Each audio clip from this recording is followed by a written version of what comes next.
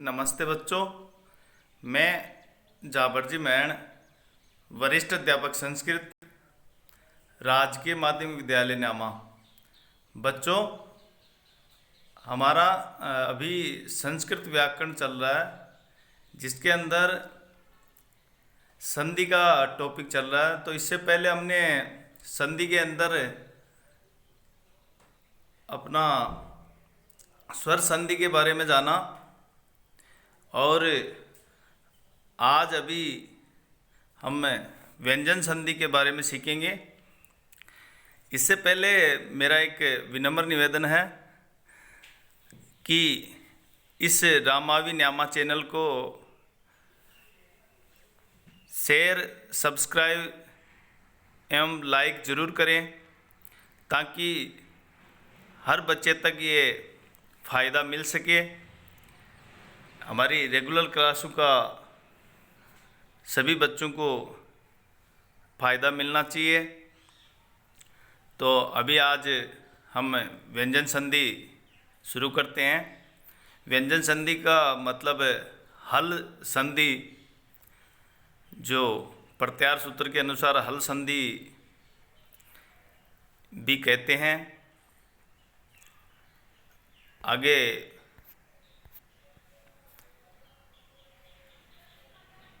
पहला हमारा आज का संधि है, उसमें स्तुत्व संधि। स्तुत्व संधि के अंदर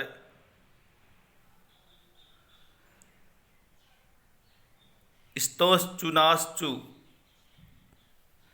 एक बार फिर सुने, स्तोश्चुनाश्चु यदि सकार और तय वर्ग तय थ द ध न के बाद या पूर्व में सकार, ये सकार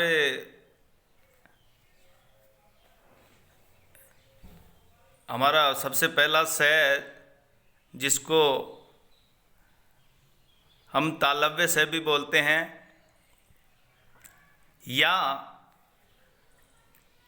च वर्ग च छ ज झ य आवे तो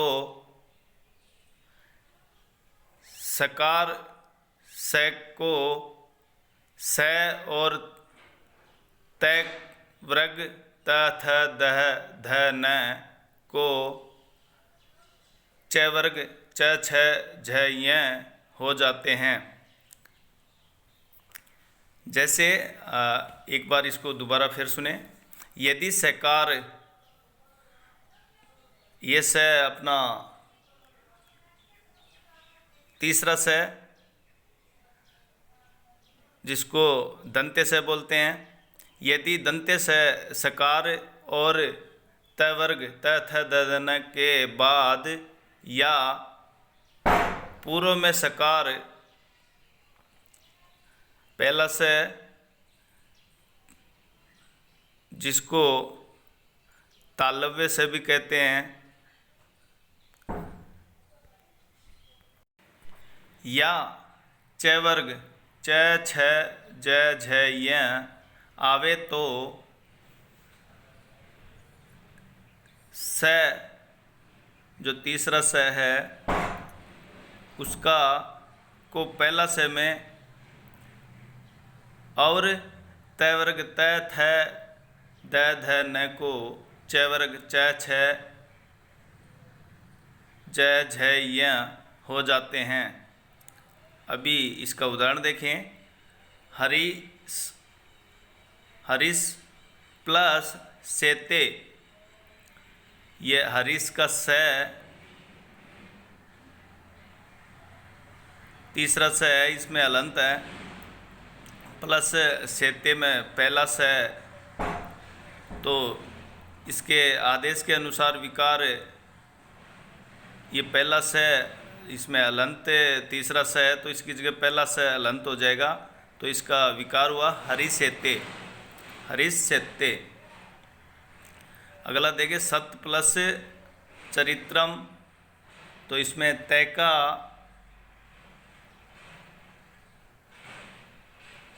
सच्चरित्रम, तो इसका चय अलंत हो जाएगा सच्चरित्रम।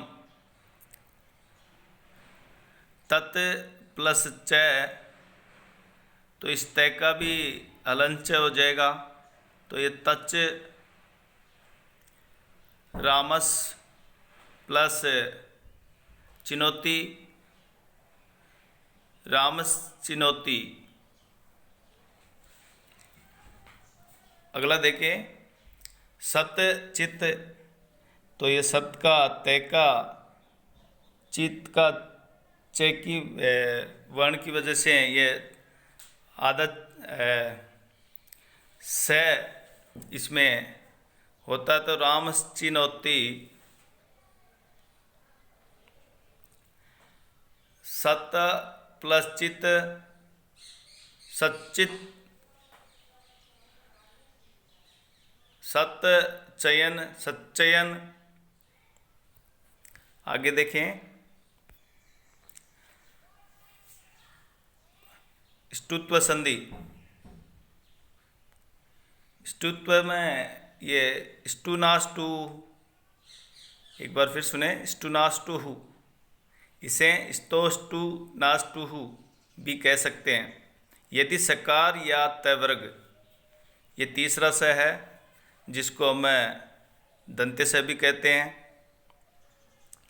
ये सकार या तवर्ग त थ ध ध न के साथ सकार मूर्धन्य से या टवर्ग ट ठ ड ढ ण का योग हो तो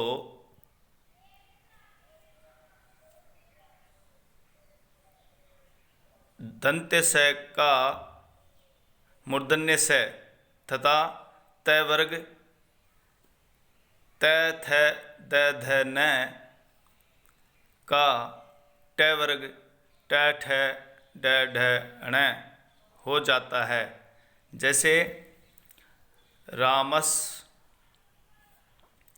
ये रामस में सकार है, उसका प्लस षष्ठ है, षष्ठ के स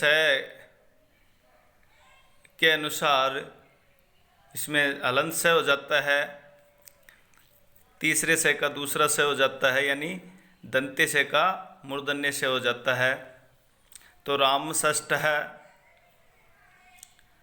रूप बनता है। अगला देखिए रामस टीकते, तो इसमें भी वही विकार होता है, रामस टीकते। तत् प्लस टीका, तो इसमें तत् तैवर्ग का तय अलंत है, तो इसमें आगे टैवर्ग का ट है, तो इसमें तट्टी का यानी ट हलंत हो जाता है। और इससे आगे वाले में देखिए उत प्लस डयनम, तो ये तय, इसमें उत के तय अलंत की जगह इसमें ये भी ड अलंत हो जाएगा, तो उड्डयनम।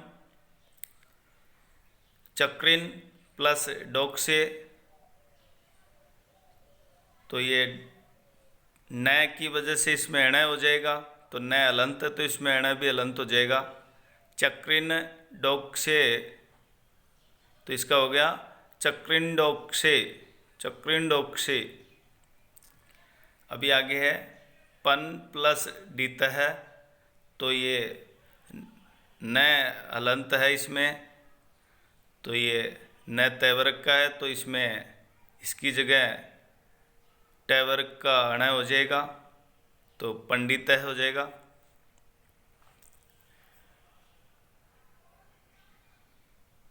अभी जस्त्व संधि, जस्त्व संधि क्या सूत्र सुने, जलाम जस जसी, जलाम जस जसी। यदि झल से परे झस हो तो झल के स्थान में जस हो जाता है। क्या होता है एक बार फिर सुने, यदि झल से परे यानी जल के बाद झस हो तो झल के स्थान में जस आदेश हो जाता है। तो इसमें झल, जस और झस का स्पष्टीकरण देखें। ये तीनों जस, झल, जस और झस, इन तीनों के बारे में अलग अलग देखें। अभी झल पांचों वर्णों के पहले, दूसरे, तीसरे, चौथे वर्ण, यानी पांचों वर्ग जो हैं उन वर्गों के पहले, दूसरे, तीसरे और चौथे वर्ण तथा स है, कुल 24 वर्ण।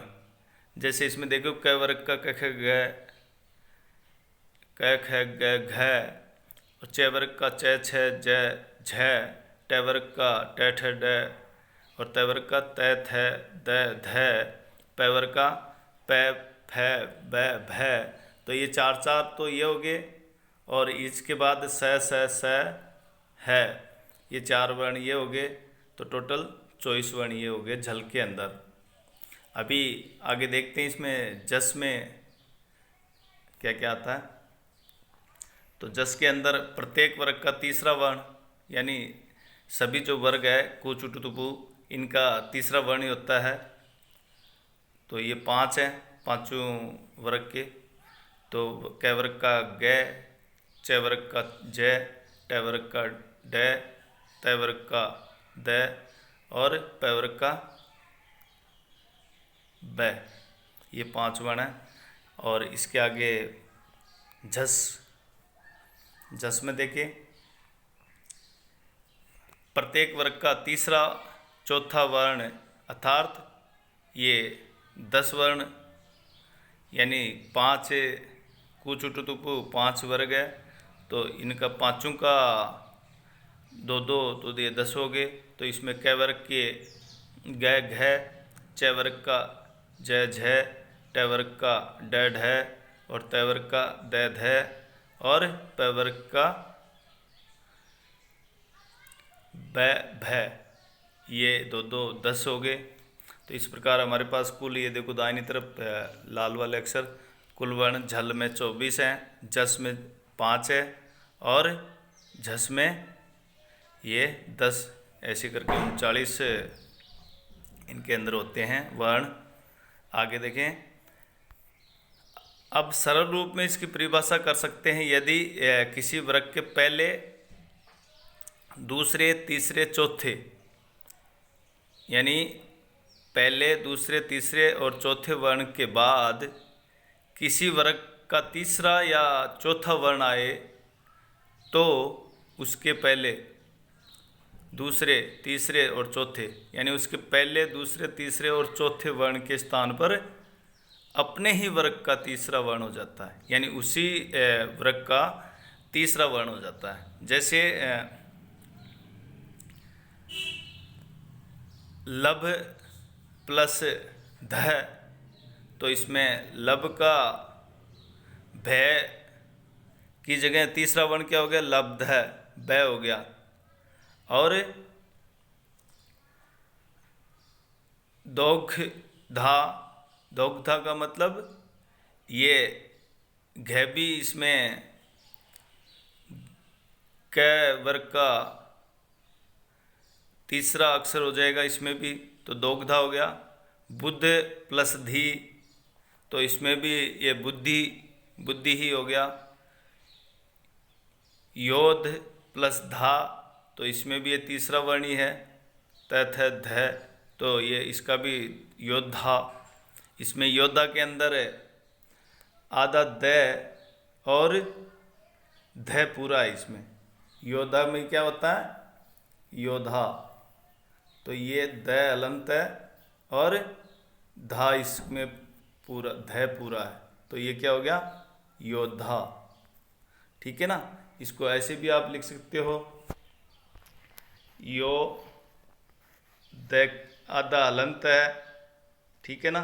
तो इसमें ये इसको योद्धा, ये भी इसको बना सकते हैं हम। ठीक है। अभी आगे देखें।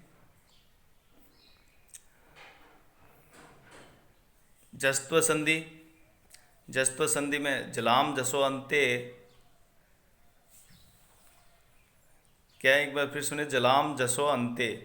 पद के अंत में यदि झल प्रत्येक वर्ग का पहला, दूसरा, तीसरा और चौथा, जो अभी पहले बताया मैंने, झल में प्रत्येक वर्ग का पहला, दूसरा, तीसरा और चौथा तथा स है, हों और आगे वर्ग के पहले, दूसरे अक्षर तथा स को छोड़कर कोई वर्ण हो तो झल के स्थान पर जस, ज ब ग ड दस, ज ब ग ड द, इसमें दस, जस में क्या आ गया, ज ब ग ड द हो जाता है।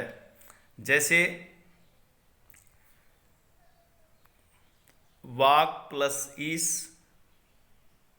तो ये इसमें जस हो जाएगा कै, ये कै वर्ग का है कै हलंत, तो इसमें ग हो जाएगा। और ये वागीस है, वागिस, वाग प्लस ईस वागिस। अच प्लस अंत, तो ये च छ ज तीसरा वर्ण, तो इसमें अजंत। सुप प्लस अंत पै, पै फ ब, इसमें भी एक के स्थान पर ब हो जाता है। सुबंत और चित्त प्लस आनंद, तो ये भी इसमें तय के स्थान पर द हो जाता है, तय थ द, तो ये चित्तानंद, चिदानंद, क्या हुआ, चिदानंद। और सट प्लस दर्शन, तो इसमें ये ड हो जाएगा, तो षड दर्शन। आगे देखें, चरत्व संधि। चरत्व संधि का सूत्र खरीच है। वर्ग के तृतीय या चतुर्थ अक्षर के स्थान पर उसी वर्ग का प्रथम अक्षर हो जाता है। यदि बाद में किसी वर्ग का प्रथम या द्वितीय अक्षर अथवा स में से कोई हो, जैसे इसको एक बार फिर सुने, वर्ग के तृतीय या चतुर्थ अक्षर के स्थान पर उसी वर्ग का प्रथम अक्षर हो जाता है। यदि बाद में किसी वर्ग का प्रथम या द्वितीय अक्षर अथवा स में से कोई हो, तो इसका उदाहरण देखें। जैसे सद प्लस कार, तो इसमें दे का तय हो जाता है, सत्कार। संपद प्लस समय, तो इसमें भी दे का तय हो जाता है, संपत समय। विपद प्लस काल, तो इसमें भी दे का तय हो जाता है, विपत काल। ककुभ प्लस पति, तो इसमें ककुपति, इसमें पै हलंत हो जाता है। और दिग प्लस पाल, तो इसमें ग का क्या हो जाता है, पहला वर्ण क, दिक्पाल। इस प्रकार आगे चलें। अनुस्वार संधि, इसमें इसका सूत्र है मो अनुस्वार। क्या होगा, मो अनुस्वार। यदि किसी पद के अंत में म आया हो और उसके बाद कोई व्यंजन पूर्ण हो तो उसके स्थान में अनुस्वार हो जाता है। एक बार फिर सुने, यदि किसी पद के अंत में म आया हो और उसके बाद कोई व्यंजन पूर्ण हो तो उसके स्थान में अनुस्वार हो जाता है। जैसे हरिम प्लस वंदे, तो ये मैं का अनुस्वार हो गया इसमें, और ये वंदे, हरिम वंदे। अगला देखो, गृहम प्लस गच्छति, तो इसमें फिर मैं का अनुस्वार हो गया, क्योंकि आगे पूर्ण व्यंजन ग है इसमें, तो इसलिए ये मैं का अनुस्वार हो गया। तो गृहम गच्छति, विद्यालयम प्लस गच्छति, तो ये विद्यालयम का भी मैं का अनुस्वार हो गया, मैं लंत इसका अनुस्वार हो गया, विद्यालयम गच्छति। अभी अगला देखें, गुरुम प्लस वंदे, तो ये गुरुम का मैं का अनुस्वार हुआ, तो ये गुरुम वंदे। ये हमारी आज की क्लास यहीं समाप्त होती है। धन्यवाद।